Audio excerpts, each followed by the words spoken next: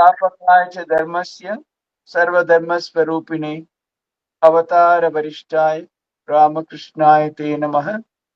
जननीं शारदां देवीं रामकृष्णं जगद्गुरुं पादपद्मे तयोः श्रित्वा प्रणमामि मुहुर्मुहुः। नमः श्री यतिराजाय विवेकानन्दसूरये सच्चित्सुखस्वरूपाय स्वामिने तापहारे। একটু আগে থেকে আরম্ভ করছি। মাসমাসি জিজ্ঞেস করছেন, sorry, Masmash is asking, how long should a man feel obliged to do his duty towards wife and children?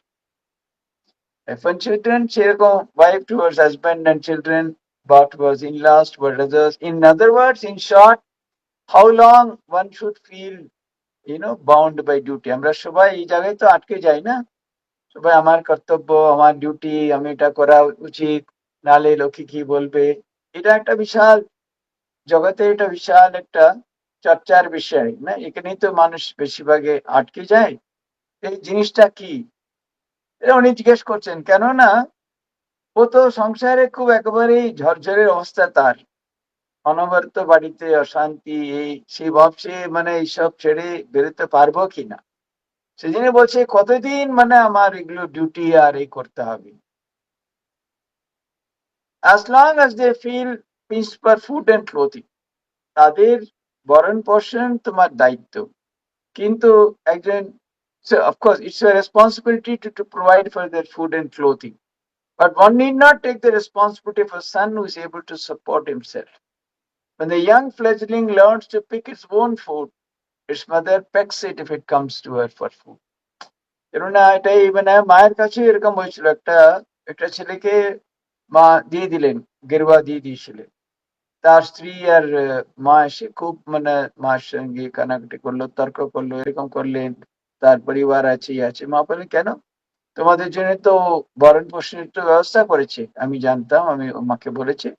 আর তোমাদের কি আছে, এখন তার সংসার ভাল লাগছে না, ওর তো তোমাদের খাওয়ার পড়ার কোনো অভাব নেই, তাহলে ও ওই পথে যেতে চাইছে, তোমরা কেন বাধা দেবে? মা কিছুতেই ওদের মানে সাই দিলেন না, কিছুতেই মানলেন না, বললেন না ও মানে ও ঠিকই করেছে এরকম।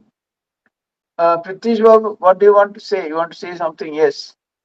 Yeah, yes, I was just saying, Maharaj, we have a few over here who will not understand Bengali. That's right. So, I yeah, immediately said in English also, and I'll continue. Because, yeah, yeah. 3 days we have been doing Bengali class, obviously, Golab, Uh, Bengali is up to here, so it thank pops you, out. Maharaj. Yeah. That's okay with me. But I just thought I'll That doesn't remind you. matter. Thank you. I'll make it. So again, Master is asking, how long must one do one's duty? Because you see, we are completely bogged down by this weight of duty, But because we don't understand it properly. Whenever any question of intense spiritual practice or sadhana or anything comes, you always give the excuse, we have duty, we have responsibility, we have to go, we have to oblige this person, we have to oblige. Because if we are like that, all our life would go only that way, obviously. Master says, the blossom drops off when the fruit appears. One does not have to do one's duty after the attainment of God, nor does one feel like doing it. So Thakur is talking about an extreme case. The person has realized God. Actually, what is his duty in this world? There is nothing. He goes beyond all duties. There he says, blossom drops off and the fruit appears. One need not make any effort. It happens spontaneously, without any effort. It's a very natural process, giving of duty. If a drunkard takes too much liquor, he cannot retain consciousness. If he takes only 2 or 3 glasses, he can go on with his work. As you advance nearer and nearer to God, He will reduce your activities little by little. Have no fear. So Raghu is also giving slowly a way out. No, it's very difficult. No one can say I've realized God. So that means all our life should be only be bogged down by the weight of duty. No. See, if one feels very seriously inclined towards God to do intense spiritual practice, etc., one should definitely make an effort and try to move away from all this. Otherwise, it will never happen. See, there is a saying, after the waves subside, you cannot have a bath in the sea. can't bathe in the sea after the waves subside. The waves will always be there.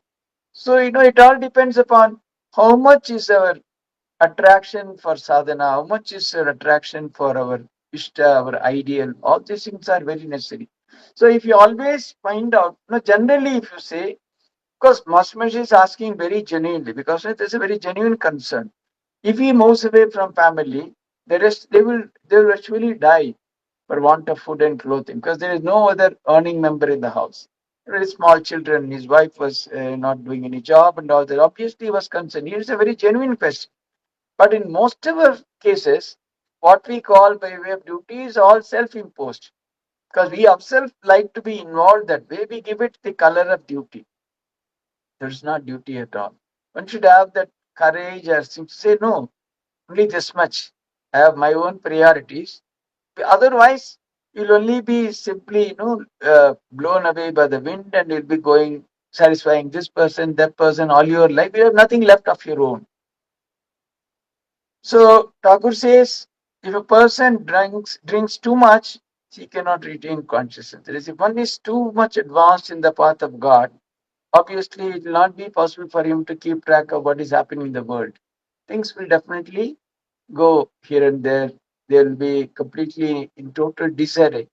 So only when you are partly in the world, partly with that way only you can manage. But he himself says, as you advance nearer and nearer to God, he will reduce your duties little by little. Have no fear. So if one is very genuine, very sincere, and if one genuinely wants that kind of a spiritual life or a sadhana based life, it's definitely possible. God Himself will reduce those duties. It has been found time and again how God intervenes, how God saves people who are very seriously interested. Then He's assuring him personally, finish the few duties you have at hand, then you'll have peace. When the mistress of the house goes to bathe after finishing her cooking and other household duties, she won't come back, however you may shout after her. Somebody's for that purpose, someone is to manage the affairs of the house. She has finished her cooking and all that. She's going now to have bath. However much you shout, she will not come back. That means once you finish certain things, then you need not have any hesitation. You need not have any fear that what others will say, what the Samaj will say, what society will speak of. Nothing. You know that in your heart of hearts you have done. Then you are through. Sir, what is the meaning of realization of God? What do you mean by God vision? How does one attain it? Very, very excellent, very straightforward question. People talk of God realization, God realization. What does it mean? Does it mean any this thing? I think mother probably, if somebody says, does one grow a pair of hands if one realizes God? What happens? So, what exactly is that? So, it's asking, what is meant by God vision? How does one attain it? Sri Ramakrishna. According to Vaishnavas, the aspirants and the seers of God may be divided into different groups. Now, Thakur is explaining what exactly is meant by sadhana, what is realizing Him. There are pravartaka, the sadhaka, the siddha, and the siddha of the siddha.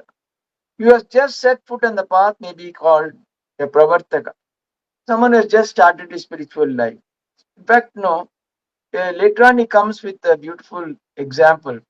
An analogy is given in the Vedanta to explain this. The master of the house is asleep in a dark room. Someone is groping in the darkness to find him. So, the person who comes and is groping in the dark to find the master, he is the pravartaka. At least he has made a right resolve. He is searching in the right place. Suppose he goes and searches him in another room where it is fully lighted, but the master is not there, then that will be a meaningless search. So, the pravartaka, that means a person who has just set foot on the spiritual path. This is important. He searches in the right place, in the right direction, in the right way. Otherwise, he'll never get it. There's a famous um, story of a Persian. poet or somebody, he's a well-known poet, I don't remember his name. So he says someone was searching something under a street light. So he asked him, "What are you searching?" "Oh, I have dro- dropped or lost a needle. I am searching it." Then he asked, "What happened? What were you doing? Where did you drop it?" "No, no, I dropped it in that room." "Then why are you searching here? There is no light. There is light here." So like that, if you search in the wrong place, you will never get it. So a pravartaka is someone who's at least made the right resolve and is seeking in the right place. So the room is dark. He yet to see light. He has not seen the master. Yes, but still there is something in him, which makes him understand this is the place to search. This is the thing to do. See, that is because that is what is called Shraddha or Astika Buddhi. Belief means that something very spiritual, something like our Ishta or God or anything. For all which there is no earthly proof, there is no proof using our Indriyas, etc. Something deep within, something inborn, something unexplained that makes a person some kind of a certainty about spiritual life. Yes, this is true, this is true, this is what has to be done. So he is searching. He has got no clue whatsoever, but yet at least is a right resolve. He has made a beginning in the right place. So he touches the cows and says, "No, it is not he. Window is not he. Window, door is not he." Known in the Vedanta as the process of neti neti. Not this, not this. He's doing sadhana, but he's negating everything because he wants to realize the highest Brahman or the highest truth, then or God or any highest idea of the highest truth. But then he keeps on through his power of discrimination or vichara, he keeps on negating and dismissing that which is not God as, oh, not this, not this, not this. And then at last his hand touches the master's body and he exclaims, "Here is it." In other words, he is now conscious of the existence of the master. He has found him, but he does not know him yet. So, Pravartaka, Sadhaka is a person who was searching. Niti, niti, not this, not this. He has somehow entered, but then he's practicing very hard, negating that which is not God, that which is not the ultimate. This stage is called sadhaka. And then just somehow by fortunately somehow he touches the master and exclaims, "Here he is." Then that is the stage of siddha, where he has got some realization. So, even at that stage, you know, in the earlier stage, through worship, japa, meditation, God's name, etc., etc., etc., he has been searching. And then Siddha is a person who has known him from his inner experience that God exists. So far, it was only a deep faith, whatever he had heard, whatever he had learned, whatever he had been following, that was what was sustaining him. Now, he has personally, he has got that aparoksha and bhuti, where he is known beyond doubt that he is the master. He has touched him. This is called Siddha. Even that is not enough. It's just a fleeting glance, or just some people get sometime, some vision, something like that. It's just a beginning. That's not enough. Then then the Siddha of Siddha is a person who has uh, the supremely perfect. It's quite a different thing when one talks to the master intimately, when one knows God very intimately through love and devotion.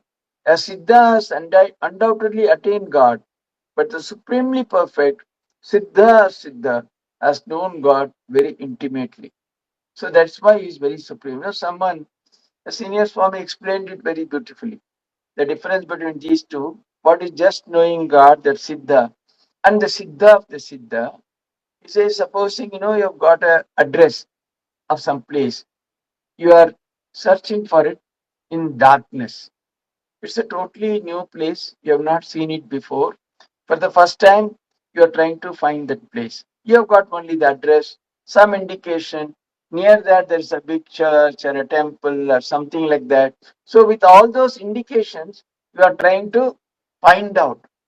Then, it is pouring heavily. You are quite somewhere, you are somewhere nearby, like the sadhaka. You are searching. Then suddenly, then there is a flash of lightning. In that flash of lightning, you just see the place which you have been searching for, the other indications, the nearby places, everything tallies there. You have seen it for a second. And again there is darkness, again there is no light, nothing is seen, but now you are certain because you have already seen it. You know beyond doubt that the address you have searching for has been found out. You have had a glimpse of the Supreme. There has been some kind of a realization where there is beyond doubt you know about the certainty of God or your Ishtar, whatever it is. Then what is Siddha Siddha? Because of that certainty, now you go. Even if it is raining, even if it is dark, because you know that it is this far only, you know the indications, you go there, reach the place, meet the person concerned, etc. That is Siddha Siddha. See, he which intimately through love and devotion knows God and talks to him or whatever it is. So this is the difference. First is you get somehow a fleeting glance, some indication, beyond doubt. You know that this is the place because all the signs, etc., whatever is being told matches. Then suddenly, even if there is again total darkness, you know for certain such a place is there for certain. You have seen the address, you have seen the indications, you have seen the signs. Now, with certainty, you go and reach that place, although it is still very dark and there is no light. So, that is the case of Siddha of Siddha. Yes, somebody wanted to ask something. I think probably Uma wanted to ask. What is that? Somebody put up a hand. Okay. No, but then Thakur says, but in order to realize God, one must assume one of these attitudes, Santa, Dasya, Sakya, Vatsalya, or Madhura. Because the main difficulty in realizing God, etc., is God is just only a word for us. It's just an idea. We have really no idea what even even if you talk about um, uh, Thakur, Arma, or Swamiji, whatever it is, we know them from their earthly existence. Such and such personalities lived. We know about the incidents. We know about their kindness, compassion, whatever it is. But then when you say that whether Thakur is God, whether Ma is God, how do we understand? What is their understanding of God? How do you understand about that? Here only it is said that. So, you need a relationship to understand very deeply. Not only that, to go nearer, to get closer. See, where do we get closer even in this world? There is some relationship. Maybe a relative, maybe a cousin, maybe a sister, maybe somebody else, maybe a close friend, maybe some colleague. There's some relation, there's some sampark hai na. Based on that only you can grow intimacy. You cannot simply somebody going the street, you don't become intimate. Intimacy comes out of relationship. You build it in some way or other. You take it forward, and that helps you really realize that. So that way, with God also, He says one should have one of these attitudes, which are because He's basically talking about the Vaishnava dharma. According to that, according to the Bhakti school, there are these five attitudes: Santa, Dasya, Sakya, Vatsalya, Madhura. Shanta, the serene attitude. The rishis of old times had this attitude toward God. They did not desire any worldly enjoyment. It is like the single minded devotion of a wife to her husband. She knows that her husband is the embodiment of beauty and love, their veritable mother. So, Shanta, this attitude is, they had this, they did not seek anything from this world. They knew that God is an embodiment of everything.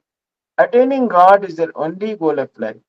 He compares it to the single minded devotion of a wife to her husband. Because in those olden days, the husband was considered verily the God himself. And with that idea, the relationship used to be built. And then, Dasya, the attitude of a servant towards his master. Hanuman had this attitude towards Rama. He felt the strength of a lion when he worked for Rama. Because no, he knew that Rama is my Lord. He is so powerful. He is everything. I am his servant. I am his dasya. So I am also powerful by his power, by Rama's power, Rama's strength. That's what they say, because he was so devoted to Rama. You could just cross over Lanka in one jump, whereas Rama himself, Ramchandra himself had to build a big setu to cross the ocean. Just by one huge jump, he cleared the ocean because he took the name of Rama. So his strength is, I am the servant of Rama. He takes care of me, he protects me. Whatever I need, whatever I do, everything is because of him. With that attitude, with that idea, he lives and practices. So this is the Hanuman is always quoted as the highest ideal of Dasya Bhava. He felt the strength of a lion when he worked for Rama. A wife feels this mood also. She serves her husband with all her heart and soul. A mother also has a little of this attitude as Yashoda had towards Krishna. So, actually, they say it is more of a um, uh, Vatsalya, but then it's no attitude is completely, totally bereft of all other attitudes. Nothing like a watertight compound. Just as we say, when all the yogas are interlinked, no yoga is completely, totally compartmentalized as standalone. In every yoga, there's a little of all other yogas. In the same way, here also, everything is embedded in some way or other, in a small way, because it cannot be just only one attitude. Also, along with this, a wife also feels that she is really the servant of her Lord, not in a menial sense, that really, serving the Lord Himself in that sense. Sakya, the attitude of friendship. Friends say to one another, "Come here and sit near me." Sridama and other friends sometimes fed Krishna with fruit, part of it had already eaten, and sometimes claimed on his shoulders. They were so free, kind of at oneness with God, that kind of an intimacy, not feeling that I am different, that he is superior. They are not completely, overwhelmed by the Aishwarya or the great qualities of the Lord. They feel that we are we are his friends, we are his Sakha. So with us, we can always take liberty. Arjuna, Sri Krishna was considered the Sakha of Arjuna. So he had so much liberties with him. Similarly, Sakha is, the attitude of sometimes being equal. Now, actually, you will feel that in this, slowly as you go, the attitude where, the position of God becomes even greater and greater and greater. When you compare Dasya to Sakya, Dasya it was really subservient, lower than God, something like that. In Sakya Bhava, it is almost like equal. In Vatsalya, the mother has even assumes a superior attitude towards God. Vatsalya had a mother towards her child. So it's Yashoda's attitude towards Krishna. The wife too has a little of this. She feeds her husband with her very life blood, as it were.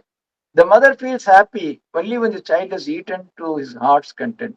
Yashoda would roam about with butter in her hand in order to feed Krishna. So, feeling that Krishna is my own. Without him, without me, who will look after Krishna? That's why they say there are two types of attitudes. They say Tadiyata and Madiyata. Tadiyata means I am God's. I am God's son, God's servant, God's this thing. God will protect me. Completely depending on God. Tadiyata. So God is superior. He has to look after me. He has to do everything for me. Madiyata means I have to look after God. Without me, what he would do. So, that like Yashoda would feel that if I don't feed Gopala, if I don't feed Krishna, what would happen to him? That kind of a feeling for Sri Krishna. So this is called, Madhyata, where Yashoda, this Vatsalya Bhava, Yashoda feels that she is the mother of Sri Krishna, and with that attitude, she felt towards Sri Krishna. And Madhura, the attitude of a woman towards her Parama. Radha had this attitude towards Krishna. The wife also feels it for her husband. This attitude includes all the other four. Mother Bhava is considered the highest Bhava according to Vaishnava. Only very advanced spiritual aspirants can feel that God is one's Paramat. It's not only, it's not just for women alone. Even Thakur also practiced his Mother Bhava as if God is a Paramat.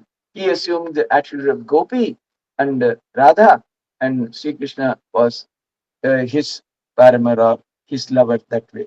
So in that what happened? See, the gopis had this. They cared for nothing, neither for society nor for norms. These that they gave everything. They say when Sri Krishna used to play flute during this Raslila time, they would throw away everything.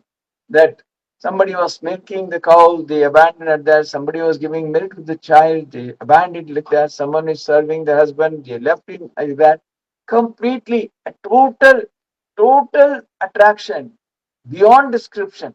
Aparthiva, not earthly. It's not any kind of earthly attraction. It's something far beyond that. With that idea, that attitude towards God, that is Madhura Baba, or the actually are the highest attitude. Actually, you know, there is yet another bhava which is not exactly given here. Maybe there's a combination of some of this which Thakur had towards the mother. We are feeling that I am the child of Divine Mother. Ami Chirakalir Mayer Bhalan. I am the eternal child of the mother. That was Thakur's attitude. I don't know what exactly where exactly it fits. Maybe a little of some of these put together. Here, the Vatsalya is where the devotee feels that he or she is the mother and the God is her child, completely depending on him or her. But here the idea is Matribhav, where God is my mother, where the aspirant is completely dependent on God for everything. Thakur would go to Divine Mother for everything, every doubt, every problem. He had only one place to go, that was Divine Mother. He would go and talk to her, and then that is how he would find solution, or that's how he would carry. Yes, Juma, tell me. Swamiji, in this regard, regarding the bhava, so what will the bhav of a bhakta? Say, I am a bhakta of God. So what will that qualify? And that's why, so these are all for bhaktas only. Some bhaktas feel that I am God's servant. Some feel that Shanta Bhava, I don't want nothing else other than God. I'm very quietly, I'm ready to worship Him. Then one feels that God is my friend. So, all the devotee, if he has to progress in spiritual life, has to assume one bhava or other to become intimate with God. Otherwise, God is there, I am there. What is the connection? I am offering flowers, maybe something like that. Why? What is the reason? Where does it culminate? Where does it end? How does it end in my realizing God or having His vision or anything like that? When we try to worship God, you know, then there is, God is there, I'm just offering something. That Shraddha is there maybe. But then if it has to really fructify, flower into something leading to my own realization or vision, here you ask, no, but does one get vision of God or see Him and all that? So if it has to really advance in the path of bhakti, one must have one or other attitude. Then only that intimacy would grow. The other thing, there are so many people are there in this world. People are there, we are also there. What is the relation? Somebody like a very close friend. Maybe somebody is my cousin, somebody is my brother, my sister, my cousin, sister, cousin, brother, uncle, aunt, something, some relationship. See, intimacy grows only through relationship, is it not? Otherwise, so many good people are there in this world, so many nice people are there. We are also there. What is our connection with them? Once you establish a connection, then that intimacy grows, and through intimacy, some benefit or something, whatever happens, any exchange that happens would become meaningful, powerful, clear only when there is relationship. And intimacy grows only through relationship.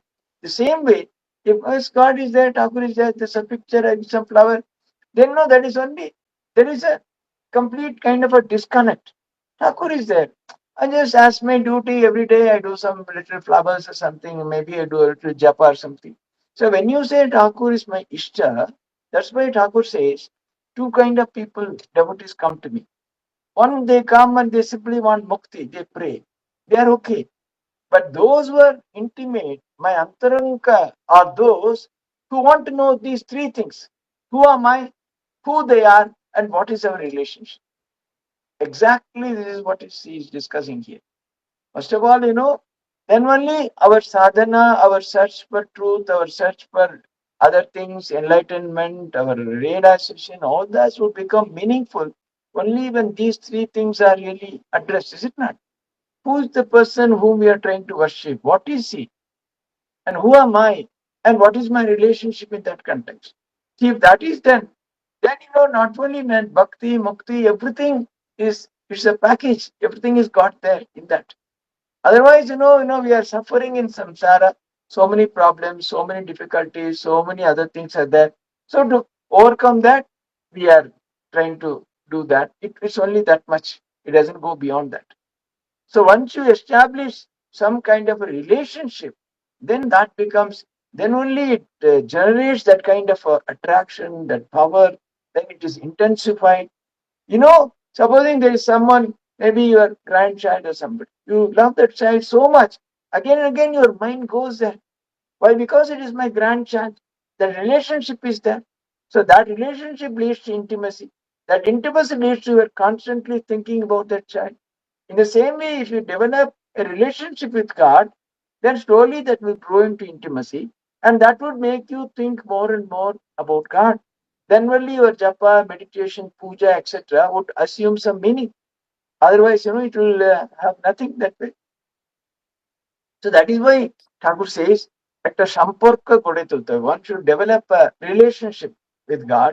That is very important. See, that is why, many of the things which Guru Maharaj says here, we don't really, work for it. For example, Thakur somewhere already we have gone through that once. I think, of course, you may not remember, where Guru Maharaj says, you live like a servant maid in a rich man's house. He says, the Dasi says, my Rama, my Krishna, etc. But her mind is completely on the children in her own native place, in the village where they are. And although she serves the children with great love and affection, in her heart of hearts, she knows they are her real children and real people. So he says, in the same way, do all your duties in the world, but you keep your mind on God. So, it's a very, very simple, straightforward example. Why we are not able to put this into practice? Why is it not working for us? It's not working for us because, first of all, the lady who is working in the rich man's house, she knows however faithfully I may serve, however I may love these children, Rama, Hari, etc., she really loves them. The love is very genuine. It's not fake or hypocritical or anything like that. She really loves those children.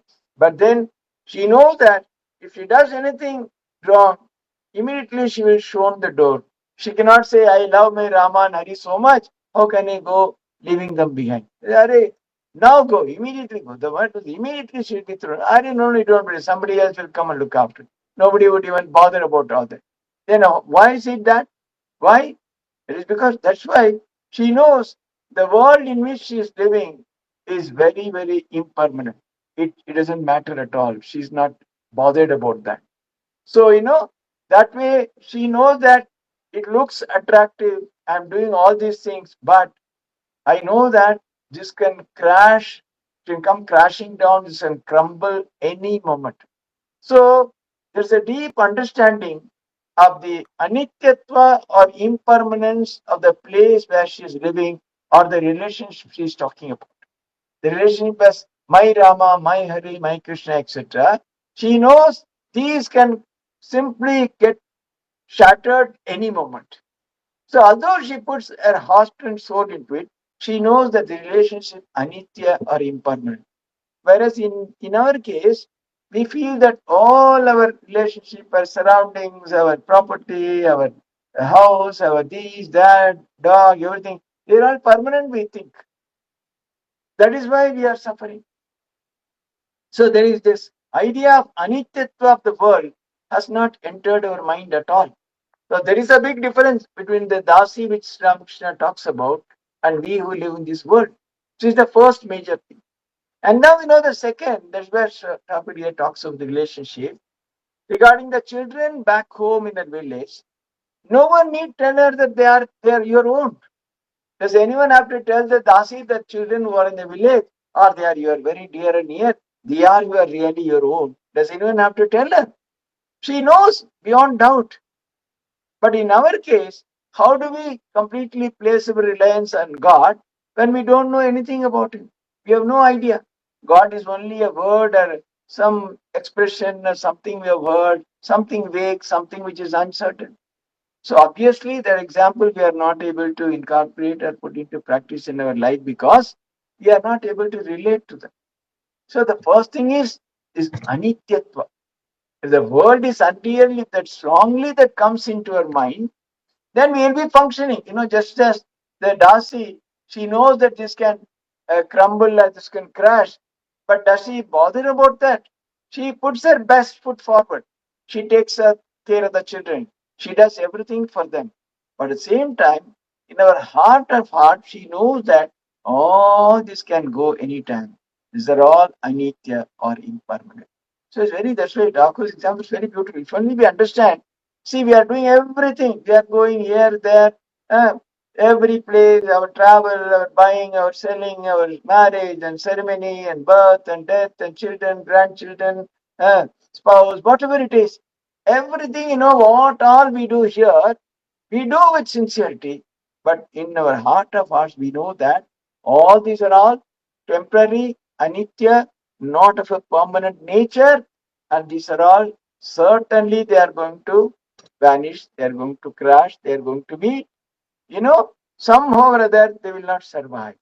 So if that idea is very strong, then you find that you are really understanding the world, and that is what would take you forward in spiritual. Simultaneously, along with that, some certainty about the God you are worshipping. Says we are Ishta Devata, we are initiated, or whatever it is, whichever God we worship. Unless that certainty is there, some relationship is there, it is very fragile. It will see as long as things are okay, we do. If then something goes wrong, why is it like that? I'm Thakur's devotee. I'm always doing like that. Why I'm not getting this? Why it is so? All those things keep coming again and again. Because we don't understand. But if these relationships are built, you know that God is taking us in and through all this. We have to go through all that. Then only we will clearly understand this is the nature of the world. Unless we get blows, how will the world become unreal to us? Tell me. If everything is going on nicely, very beautifully, all the thing buying, selling, clothes, this, that, our share market, our property, our finances, our marriages, ceremonies, everything is wonderful. Who would want God? Where is the need? Where is the place for God in our life? Tell me. Only when things go wrong. Huh? Kabir says, no, दुख में सभी सुमिरन करे सुख में कोई करे न कोई. So when everything is going fine, you don't need God. Only when things go wrong, that is why when you develop this kind of relationship, because in the world definitely we are going to get blows. Nobody is going to escape. The world itself means blows. Without that, sansar means that. So when you have this kind of a support, then you start leaning on them. When you know that, yes, this is my problem, let me go to my Sakar, let me go to my Lord. I am his Dasya, I am his Dasa, servant. Whatever attitude it is. So, unless, supposing even in the world also we have a problem, do we go to someone in the streets and tell, oh, this is my problem, please solve it? To whom do we go? With whom we have a relationship? Maybe your spouse, maybe your children, maybe your cousins or close friends, somebody where there's a relationship. Otherwise, we don't go. So here also, when you have a relationship with God, that's why when you feel like approaching God whenever there's a problem, whenever there's a difficulty, I'm not able to start solve it. First of all, we try with our own little buddhi and intellect or whatever it is. When it's beyond us, then we start seeking solutions elsewhere. So that way, that time when you have this kind of a relationship, then that becomes very different, and that's the time when we can really approach God or seek solutions from Him. So now we stop here because I have other programs, and you also have to see off or receive or somebody. You have some duty. Somebody's coming. I was told. What is that? Who is coming? Swami Gyanalokananda Maharaj. Oh, Baba. হ্যাঁ From উনি আসছেন। হ্যাঁ Swamiji's house. Huh? হ্যাঁ Swamiji house, he's in charge of the He's Swamiji going to house. give talks, is it? He's going to give a talk today, yes, in the ashram. Yeah, Achha. Very good. and So you we'll all have to go and receive. listen to his talk. In the meanwhile, if you have any questions, of course, you can ask before we Mhm. wind up. Thank you, Maharaj. Any questions? Anyone? Everybody is in a hurry to go to the airport. No one has questions. No. So, Those are, those who are not going to the airport can ask questions. We have time. we have time, Maharaj. It's okay. So, Maharaj, extending that only, the relationship factor, that I understood that, yes, the intimacy and everything. But can't we grow intimacy being a devotee? Like, if you see that, Tvameva Mata Cha Pita Tvameva, you are everything, Yes, you're all to me. If that yes. feeling, how do See, we there grow? also he's saying, na, you are my Mata Pita. हाँ You सखा भी are बोलते Bandhu, हैं. Sakha. Yeah, Something. yeah, No, everything. he's having everything, not only one, he's having all relationship. Yeah, See, so he's not that, without the relationship. No, you have something. You right, can have right. more. Yeah, You can say, I'm your Dasa, I'm also your Sakha. That's also possible. But okay. you see, if there is no relationship at all, then there is no Yeah, connect. God right, remains right. there, That, I remain separately. So devotee itself means I'm devoted to God because of this. Automatically that relationship comes in. That is the idea. right, right. Yes, yes, that intimacy has to be grown, and that a Yes. relationship, of course, helps to grow that intimacy faster. So, yeah. With Ma, Okay. it is very. Huh? Okay, Huh? Pranam Mahar.